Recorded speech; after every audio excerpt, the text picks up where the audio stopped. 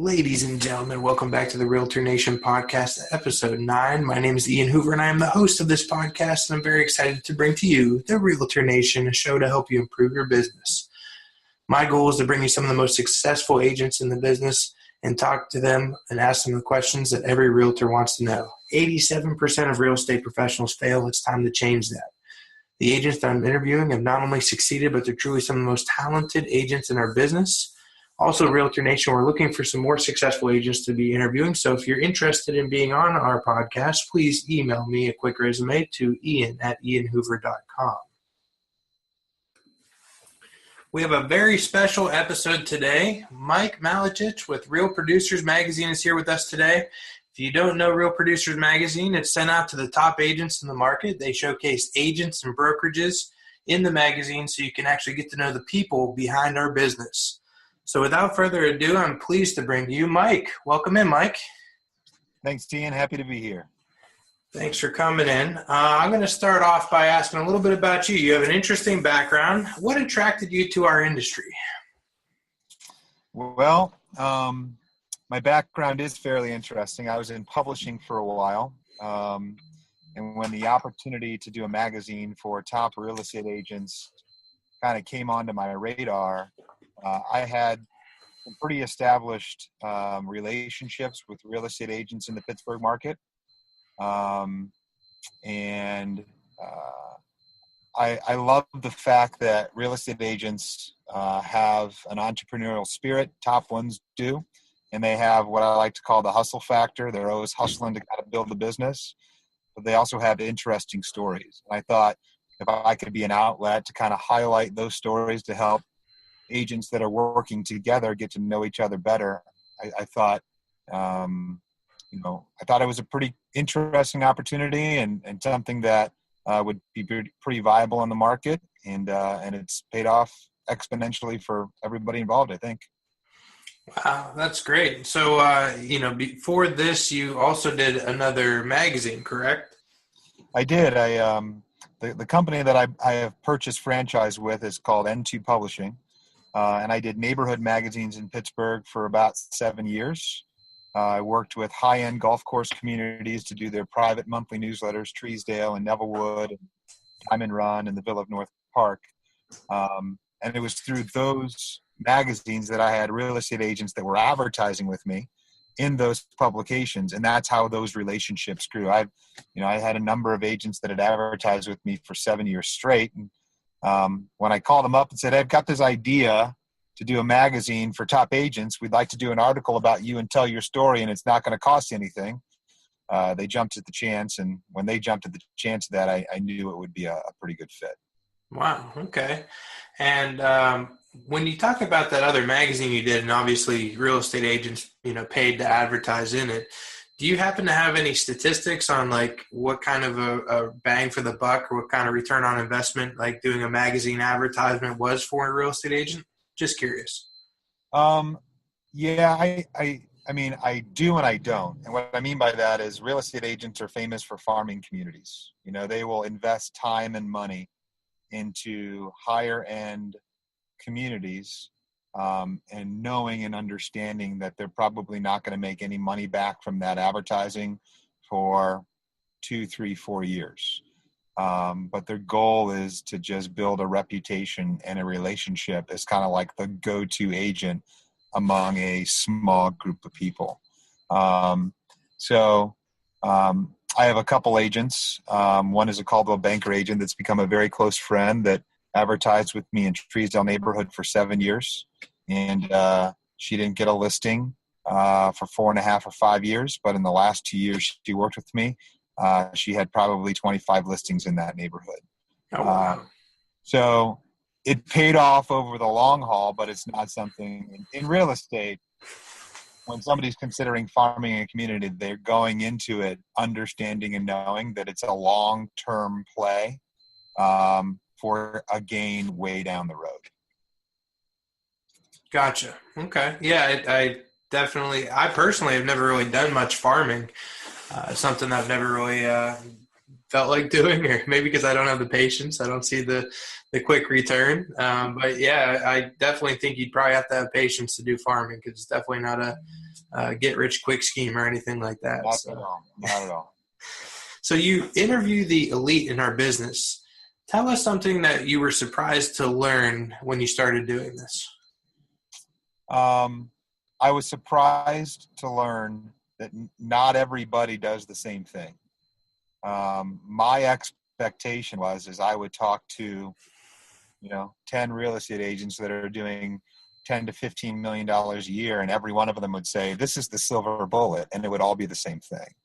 But it's so unique in the fact that every real estate agent has a different plan, and they're doing different things, but what is the same is they're all doing something. Brian Tessier, who both of you and I know, has become a close friend, and Brian really took a jump about 7 years ago. And he said his big move was, I just showed up to the office every day at 8 in the morning and started treating this like it was a job. I had another agent that went from about 3 million to 12 million over a 2-year period, and her silver bullet was, I'm going to call 100 for sale by owners every single week. I had another agent tell me that their silver bullet was they were just available in the office to do 8 to 12 open houses every single month, and they picked up clients that way. I mean, what I expected was that there was going to be something that every top agent was doing. And there was, and that something was they were all doing something. They were not sitting around waiting for business to come to them, but they were getting business different ways based on their personalities, based on what they liked, based on what they didn't like, based on what they felt they were good at. So it was unique, but not unique in the same respect. Wow. That's a great take on it. And I like that you could tell, while you have a vast knowledge of our industry, you can tell that you have like an outsider's take on it, which I really like. And it's a very interesting spin on things. What's funny, Ian, is I do have an outsider's take. When I started Pittsburgh Real Producers, I didn't even know what a buyer's agent was. I didn't know what a title company did. So I'm 2 years into this. I've never sold a home. I don't have a real estate license. I don't have affiliations to anybody. But what I have a unique opportunity to do is sit down with 3 to 5 real estate agents every week that last year sold $5 to $50 million, and they tell me their story, and they tell me how they succeeded, how they failed, how they overcame, what they're passionate about. And it's very, very unique that every single top producing agent that I meet with, there is a burning desire. Like if they're not doing something, they're going crazy. And that is the first niche for being highly successful. When you have that desire, that burning desire to win, it might not happen overnight, but it'll happen like the water beats the rock, man. It'll happen eventually. It's the burning desire to go make something happen. So that actually brings me to something I didn't have on my list, but I'm intrigued to know. So everybody who's, at least I feel like everybody who's a successful entrepreneur, they have that burning desire. They have that want to be the best, or want to be a winner. So why is it that you only send your magazine to the top producing agents in the market?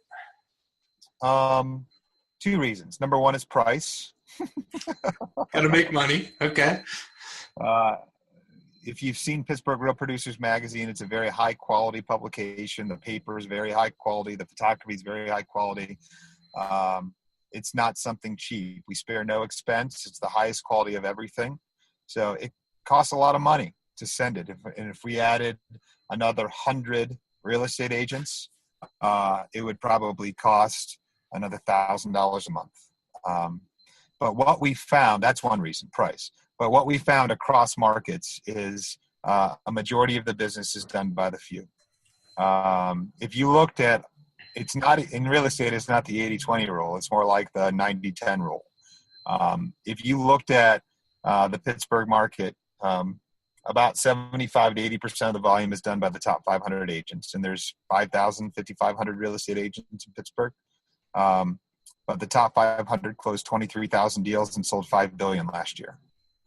So we're we're really sending it to and telling the stories of the movers and the shakers. And when I can sit in front of a mortgage lender and say, I'm not going to introduce you to just quote unquote any old real estate agent, we're focused on building relationships with people that have done 5 million or more, or sold 50 to 400 homes last year. That's valuable for a vendor. It really is. So those are the two reasons. Now, can somebody who's interested in your publication, who's not a top producer, can they go and pay for your magazine? Sure. Yeah. I mean, we have a subscription process, and, we're not focused on selling subscriptions. We don't make any money on subscriptions. So if somebody wants to subscribe to it and they're number 650 in the market, it's $100 a year, which is what it costs us to produce 12 issues. And we'll add them to the mailing list. We will not permit anybody who's not a real estate agent or a broker to get the publication. But if somebody is a or somebody's a real estate agent in Pittsburgh and they want to subscribe, they can definitely do that. Okay, great. And where would they go to? Would they just contact you directly through your website, or? Yeah, they can just, go onto our Facebook page, Pittsburgh Real Producers on Facebook, and, private message us there, and I'll reach back out to them, and, we can make that happen. Because the one thing that I love about your magazine is it's in the back. It's the list of where you rank, the ranker, right? The stacker. And even back in my retail days, I used to love getting that stacker in my email and seeing where I stacked up against the competition. So even if even if you're not a top producing agent, I would recommend going and doing that, because it gives you something to strive for. It gives you another chip on your shoulder, gives you some motivation to continue building your business. Yep, that's true. So out of the agents you've interviewed and everything, we've talked about how everybody's a little different. Everybody does things a little different, but I'm sure there's something that you hear very consistently. I probably don't know what that is, but can you touch on that? Is there something that every agent does do, whether it's maybe keeping up with their contact sphere, or what do you hear when you're interviewing these agents that are similar all the way across the board? Well, I would say if there's been an agent that has been around for a while, one of the things that all top agents that have probably been doing this for longer than 7 to 10 years will tell me is I get a lot of business from my past customers. So if I were a newer agent just coming onto the scene, I would make sure that I have a system in play where I have every contact that I've ever made in real estate documented and saved. And I have a system of follow-up for those people, 6 months, 12 months, 18 months, 24 months. I mean, here's a great example. I met with 2 weeks ago an agent that did about $26 million last year. He's a Caldwell Banker agent in the South Hills, top agent, going to be on the cover of the magazine in February, I think. And he said his nugget was every single day he gets out his past contacts, and he contact 5 days a week. He'll make 5 outgoing phone calls just to touch base with people that are in his contact list. And he said, Mike, it's incredible. I'll just reach out to somebody and call and wish them a happy birthday or give them some insider information about a new tax law that's coming. And after that phone call, probably anywhere between 10 days to 2.5 months later, there's a good chance that I'll get a random email because they're at a party and somebody's thinking about listing their house, and somebody's like, oh, ironically, I just talked to my agent. And he's like, I get a lot of business just because I'm in constant contact with my past clients. So 5 people a day. Now he's got a big Rolodex of clients because he's been doing this for 20 years. But just the little things, like if I were a real estate agent, I would make sure that I knew when everybody's birthday was. And I would not send out cards note. I would probably make a personal phone call just to say, hey, just wanted to say happy birthday. Hope you're having just leaving that personal touch to make sure that my clients remembered my name would be something that I would that would be on the forefront of my mind. Yep. And I'll tell you what, the amount of surprise that people have when you call them and you're like, hey, I just want to call and wish you a happy birthday. Hope you have a wonderful day. And they're just like, wow, really? Like, Yeah. Because I'm assuming they know we're busy. They also know that we're not like maybe their friend or their family member. So just the fact that we are taking time out of our day, it makes them feel special. And I think that it definitely does help your business, and it makes them think about you when that opportunity to refer does come up. So that's a great point. And there are some fantastic softwares out there that literally every day you just log in and it gives you 5 people to call that's in your contact sphere. And so if you feel like that's something that could be hard for you to do, it would be very easy if you just get one of those softwares. So that's a great point.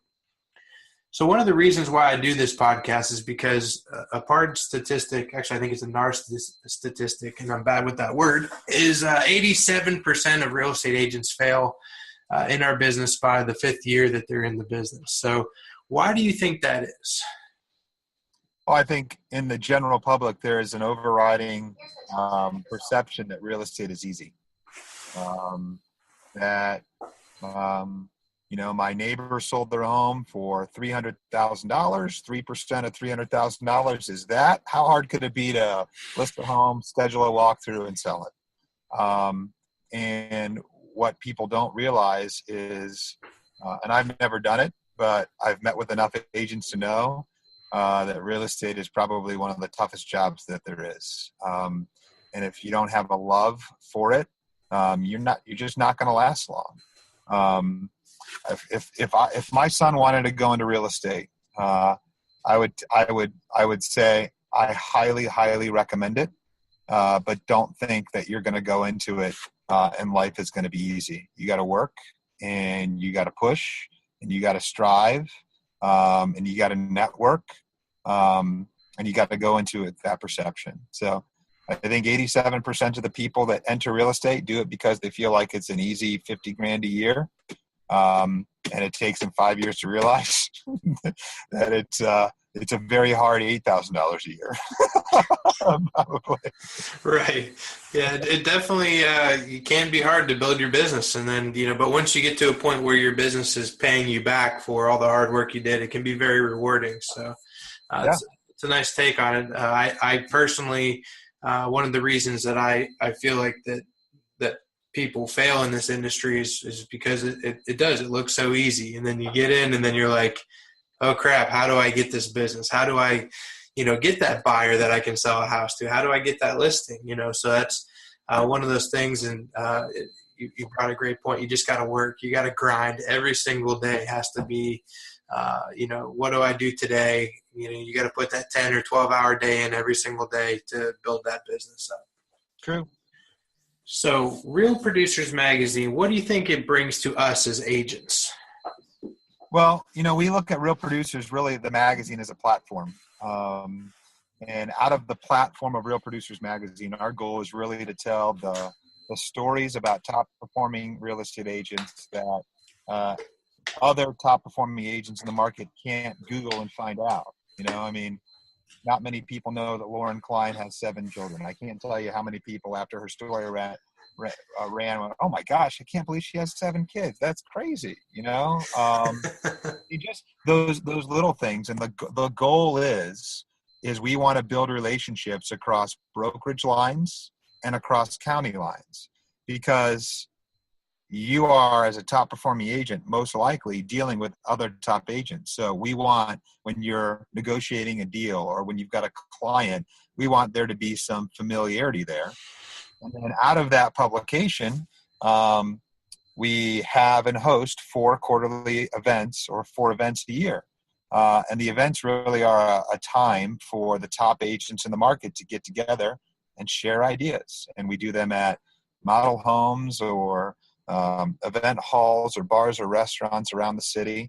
And we have 125 to 200 of the top agents show up. And it literally is a 90-minute to 2.5-hour powwow with the top other performing agents in the market that top agents just don't have the opportunity to get together and meet each other in a situation where they can grow their understanding of each other, but also grow their business because they're sharing ideas with other top performers. So the magazine of Pittsburgh Real Producers is the platform where relationships grow out of, and that's really the goal.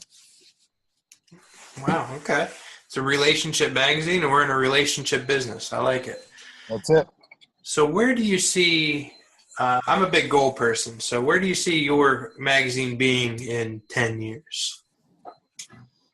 Oh, boy. Well, I'll be honest with you. I've never thought of 10 years from now. I think we're always trying to probably push the envelope a little bit. I see there being a little bit more engagement with the real estate community, meaning, us having an interactive section in the publication. That's something we're going to be pushing probably in the next 6 to 8 months. Like, we'll have a section that says, tell us your top horror story of the month in real estate, and agents will submit their stories, and we'll have because everybody's got these funny stories. Oh yeah. So I think I see there being more interactive opportunities. I see the magazine pretty much being the same as far as telling 8 to 10 stories about agents a month, but I see more things evolving out of that. I see us having a big awards banquet at the end of the year for the top 500 people to get together and, nominating most charitable, best dressed, best shoes, cool things like that evolving out of the publication. But really, as I think about what the goal of the magazine is, really a third tenet of the magazine is it is supported by and funded by the vendors that advertise in the publication. And the vendors that we have are recommended by other top performing agents or the brokers that we meet with. And I really see very good bonds happening between top agents and the top vendors. And I see that growing in exponential ways. Very interesting. Do you plan to open up more markets, or are you going to just solely focus on the Pittsburgh market? No, I plan on eventually having 4. Okay. Yeah, so we have Pittsburgh Real Producers. In June, we launched Youngstown Real Producers. Oh, nice. It's actually called Mahoning Valley Real Producers. And I actually just 5 minutes before we jumped on this call was sitting down with a real estate agent in Mahoning Valley. And I also own the rights to Cleveland Real Producers and Akron Canton Real Producers. So I'm originally from Northeastern Ohio. I'm wearing my Cleveland Indians colors today. Better than a brown shirt, I guess. Well, that one will come out during football season. So Cleveland area, Akron Canton area is only about within 2 hours from where I live in Pittsburgh. So that is on the radar. Yeah. Very cool. So Gary Keller talks about the one thing. Knowing what you know, what is the one thing that you would give advice to that agent that's maybe new in the business or has hit a wall and is having trouble growing their business? What is that one thing because you hang around with literally the best of the best. So what is that one thing that you see and you hear that you can give as advice to these agents who maybe want to continue growing but are having trouble? Yeah, the one thing that I would say is do something. When somebody, from what I know and understand, when somebody hits a wall in real estate, the tendency is to kind of take a step back a little bit and evaluate, but then it's hard to kind of take that next step forward, whatever that next step is. Because within real estate, there's a lot of different ways to skin a cat. There's a lot of ways to get business. There's a lot of clients out there. There's a lot of markets to focus on. You got to find your niche. You got to find what you like. And you have to do something. You have to go after it. In real estate, the biggest killer of sales is inactivity.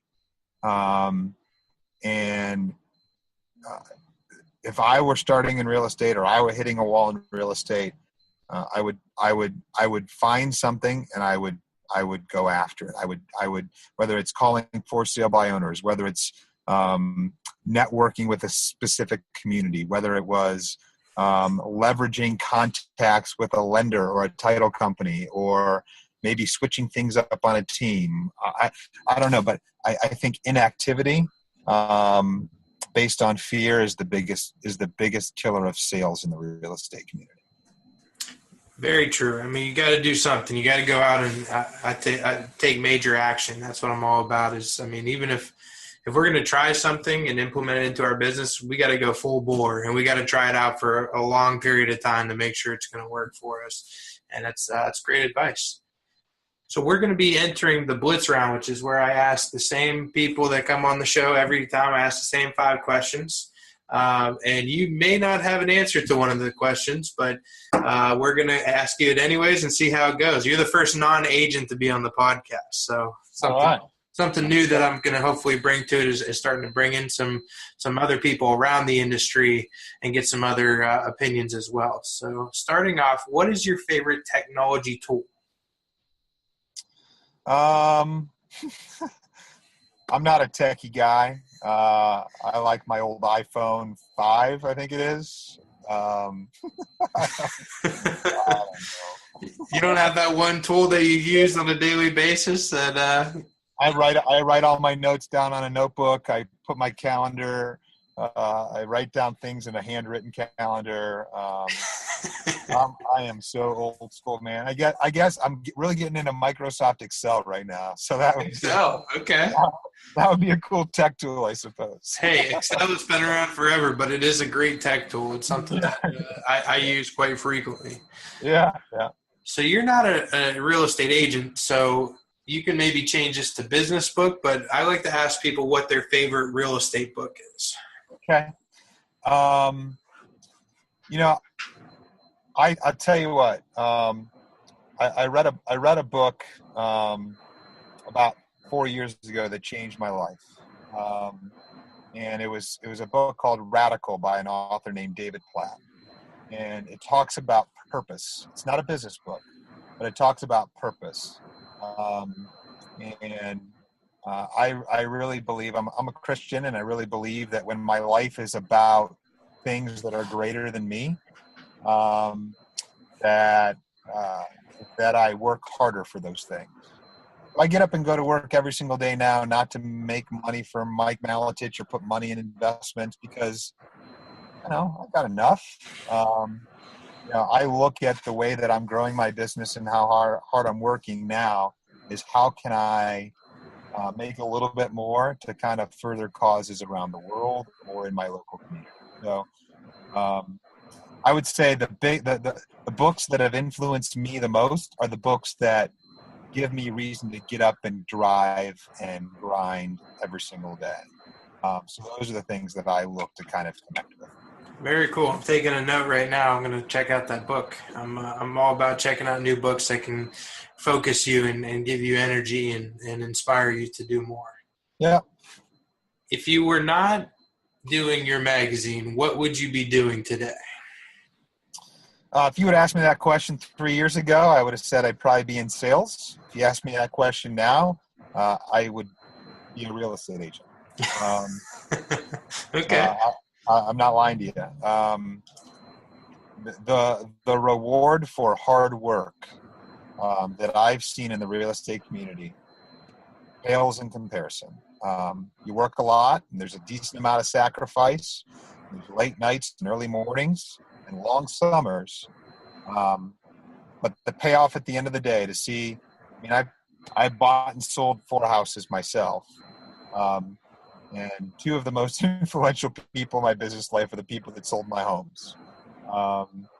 The payoff that I've seen for somebody doing a job well done, 100% I'd be a real estate agent, no doubt about it.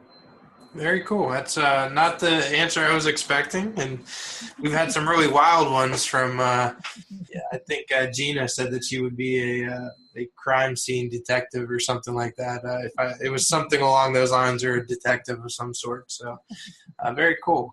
What is your favorite hobby? I like to run. Run and read. Yeah, I run a couple marathons and half marathons, and running kind of puts me in the right frame of mind. So anything athletic, I truly enjoy. And Cleveland sports is a depressing hobby a lot of the times. But, You love to run, and I hate to run. The only time I can run is if I'm playing a sport, right? I love playing sports. What is your dream vacation? Any place that involves dream vacation would be spending 2 or 3 days in Las Vegas en route to Cabo San Lucas, Mexico. Wow. Right, spend 10 days in Cabo San Lucas. Those are my two favorite places in the world to go. If Cabo San Lucas had casinos, I would skip Las Vegas. I love both of those. What's your game? Blackjack. Blackjack, me too. That's my game as well. My grandfather taught me to play when I was young, and I love blackjack. Yep. Very cool. Well, hey, this is great getting to know you some more, and I'm so happy you took the time out of your day to be here. And thank you so much for all your time. Thanks, Ian. I appreciate it. Have a good day, Mike. All right, man. Bye-bye. Well, Realtor Nation, another great interview. I hope you got as much out of it as I did. For all of our content, please visit our website, dhrea.com/learn.